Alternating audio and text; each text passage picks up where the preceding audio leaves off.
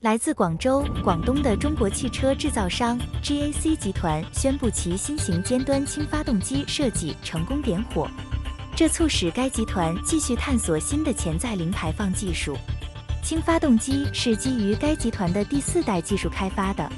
根据最近的 Just Auto 报告， GAC 拥有它所创造的设计的所有知识产权，现在已经成功点燃。它是由集团独立开发的，其研发团队将重点放在 H2 单元的优化上，贯穿了几个层次的创新。该设计涉及开发一种燃烧变换器，它改进了氢燃料与空气的混合过程。同时，该设计还对 H2 供应系统进行了改进，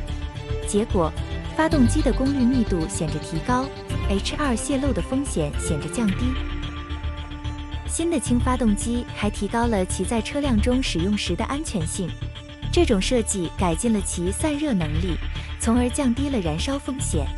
因此，在车辆中使用时，它成为更安全的选择。除此之外，活塞环、活塞和连杆都得到了加强，使得整个气缸体和更具体的气缸盖的散热性能得到更大的改善。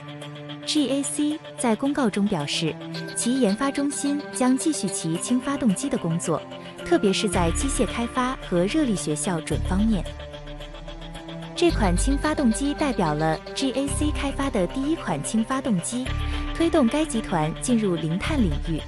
该小组已成功启动了该设计，但打算继续他们的工作，以确保它是一种在未来几年脱颖而出的清洁气体技术。在此过程中，他们还将合作推动氢气生产产业链以及燃料的储存和加氢过程。感谢您选择氢燃料新闻网，不要错过免费访问我们的独家电子书的机会，立即注册，